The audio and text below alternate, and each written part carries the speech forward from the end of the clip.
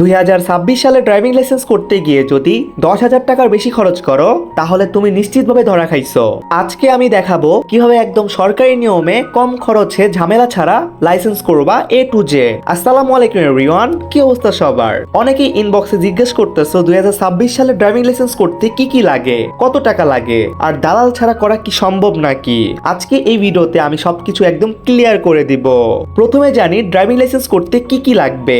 জাতীয় পরিচয়পত্র, medical certificate, 3 copy passport সাইজের ছবি, আবেদন ফর্ম, মোবাইল নাম্বার। এখন 2026 সালে সবকিছু প্রায় অনলাইন। ভিআরটি এর ওয়েবসাইটে গিয়ে আবেদন করবা, ফর্ম ফিল আপ করে সাবমিট করবা, ফি অনলাইনে বা ব্যাংকে জমা দিবা, তারপর তারিখ দিবে, সেই তারিখে টেস্ট দিতে হবে।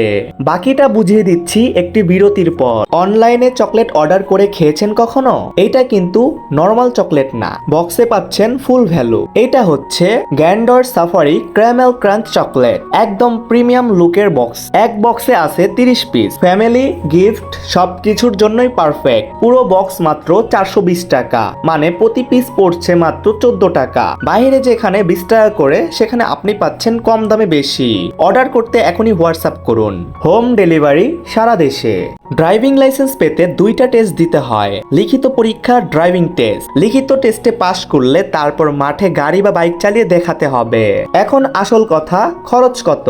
লার্নার লাইসেন্স 500 থেকে 700 টাকা লাগবে, স্মার্ট কার্ড লাইসেন্স 2500 থেকে 3000 টাকা লাগবে, আর মেডিকেল সার্টিফিকেটের জন্য 200 থেকে 500 টাকা লাগতে পারে। মোট খরচ প্রায় 3500 থেকে 4000 টাকা। কিন্তু দালাল ধরলে সেটি হয়ে যাবে 8000 থেকে 15000 টাকা।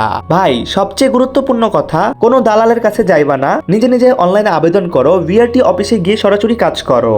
এতে টাকা বাঁচবে প্লাস ঝামেলা কম হবে। কিছু গোপন টিপস দিচ্ছি। আগে থেকে ট্রাফিক সাইন পড়ে রাখো, ইউটিউবে ড্রাইভিং টেস্ট দেখে নাও, প্র্যাকটিস ছাড়া টেস্ট দিতে যেও না। এই ছিল 2026 সালের ড্রাইভিং লাইসেন্স করার পুরো প্রসেস। ভিডিওটা ভালো লাগলে লাইক দাও, এমন ইনফরমেটিভ ভিডিও পেতে সাবস্ক্রাইব করো। আর কোনো প্রশ্ন থাকলে কমেন্টে জানাও, আমি রিপ্লাই দিব ইনশাআল্লাহ।